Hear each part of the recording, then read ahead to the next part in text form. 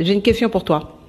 Est-ce qu'on peut demander à quelqu'un qui est malade, atteint d'une maladie grave ou non, d'arrêter tout simplement de manifester les symptômes de sa maladie pour être guéri ou pour être sauvé? Si la personne est atteinte d'une maladie grave, on va prendre l'exemple d'un cancer. Disons que cette personne a le cancer et on lui dit, si tu veux être sauvé et ne pas mourir, arrête de manifester les symptômes du cancer. Est-ce que c'est possible? Non. La question est d'ailleurs absurde. Je suis d'accord. Pourtant, c'est la même chose que l'on fait quand on demande à quelqu'un d'arrêter de pécher pour être sauvé, d'arrêter de pécher pour s'approcher de Dieu. C'est la même chose. Parce que le péché, en fait, c'est une grosse maladie. C'est la plus grande pandémie que le monde ait connue et qu'il connaît jusqu'à présent. C'est le péché. Et ça, c'est pas moi qui le dis, c'est la Bible. Romains chapitre 5, verset 12 dit, « Par un seul homme, le péché est entré dans le monde, et par le péché, la mort. Et ainsi, la mort s'est étendue à tous les hommes, parce que tous avaient péché. » Est-ce que ça, c'est pas la description d'une pandémie? Adam, au lieu de nous donner, de nous transmettre le souffle de vie, la vie éternelle que Dieu avait mis en lui quand il l'a créé, il nous a transmis la mort, tout simplement. C'est pour ça que la Bible dit, Romains 5, 6, 23 dit, le salaire que paie le péché, c'est la mort. Le salaire du péché, c'est la mort. Donc, Adam nous a transmis la mort. Et c'est pour ça qu'aujourd'hui, même un bébé qui vient de naître, qui n'a pas encore eu le temps de commettre des actes de péché, il peut mourir. Il est sous l'emprise de la mort parce qu'il naît déjà pécheur dès le ventre de sa mère. Il naît pécheur. Il naît avec ce gène qui est le péché, qui fait que il est condamné. De la même manière qu'une maman qui est atteinte du sida va accoucher de son bébé et que celui-ci va avoir le sida aussi et va être condamné à manifester les symptômes de cette maladie, tout simplement. Donc, c'est exactement la même chose pour le péché. Voilà pourquoi il est complètement absurde de prêcher ou de demander d'arrêter de pécher pour être sauvé, de faire dépendre le salut, notre salut, des œuvres ou des actes de péché que nous commettons ou non. Parce que dès le début, dès le départ, dès notre arrivée dans ce monde, nous sommes condamnés, nous sommes pécheurs parce que nous sommes soumis à la mort, donc nous sommes pécheurs. Et les actes de péché ne sont que des symptômes, que des manifestations de cet art qui est en nous, le péché. Dieu ne demande pas ça non plus. Dieu ne demande pas ça. Il est fidèle, il est bon, il est juste.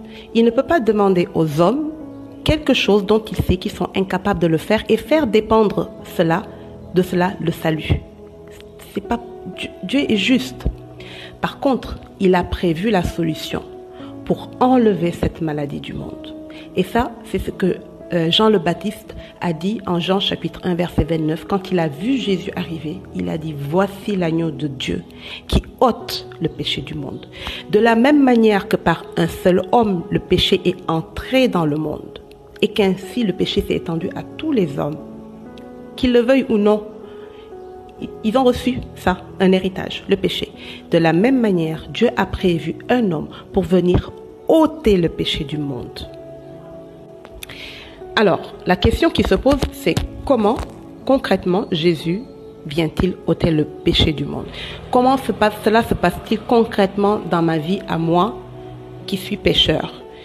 Comment je suis délivré de ce péché par Jésus? Comment ôte-t-il le péché? Comment cela? Est-ce que c'est un concept abstrait ou est-ce qu'il y a un processus concret qui se passe? Pour comprendre, on va reprendre l'exemple de cette personne qui est atteinte du cancer, qui est malade. Donc, on a vu qu'elle ne peut pas guérir tout simplement par son propre vouloir. Qu'est-ce qu'il faut qu'elle fasse? Il faut qu'elle aille voir un médecin. Donc, elle va voir le médecin. Arrivée chez le médecin, elle va écouter ce que le médecin va lui dire. Le médecin va lui proposer un traitement. Elle va accepter ou non ce traitement. Dans l'hypothèse où elle accepte le traitement, à ce moment-là, elle va commencer à absorber le traitement en elle. Par contre, pendant toutes ces étapes, cette personne manifeste ce qu'on va appeler la confiance ou, en d'autres termes, la foi. Parce que si elle n'a pas confiance dans un médecin, le médecin traitant, elle ne va pas prendre son traitement non plus. Par contre, en ayant foi ou confiance dans ce que le médecin lui propose, jusqu'à présent, elle est toujours atteinte du cancer. Elle manifeste toujours les symptômes de cette maladie. Elle va même commencer son traitement. Et quand elle va commencer son traitement, en ayant ingurgité le traitement, donc absorbé le traitement dans son corps, c'est pas du jour au lendemain que les symptômes vont commencer à partir. Elle va peut-être attendre 1 jour, 2 jours, 3 jours, 4 jours, 1 mois, je ne sais pas. Mais il y aura un certain temps entre l'absorption du traitement et la constatation que les symptômes commencent à disparaître petit à petit. Mais pendant ce temps-là, il y a ce qu'on appelle la foi. C'est-à-dire, elle croit en ce qu'elle fait, sinon elle ne le ferait pas. Elle croit qu'en prenant le médicament que le médecin lui a donné, elle va arriver à la guérison. C'est exactement la même chose qui se passe avec le péché. Pour que le péché soit ôté de nos vies et que nous arrêtions de manifester les symptômes du péché ou les actes, les œuvres du péché, il faut que nous acceptions en nous le médicament, entre guillemets. Le grand médicament, le grand médecin, c'est Jésus. Accepter Jésus dans sa vie. Et c'est lui qui vient, une fois qu'on le laisse entrer en nous par le Saint-Esprit, qui va opérer en nous de telle sorte que petit à petit, nous allons arrêter de commettre des actes de péché. Un exemple concret pour étayer cela, c'est le récit de Zachée en Luc chapitre 19. Zachée était ce collecteur d'impôts riche qui voulait à tout prix rencontrer Jésus.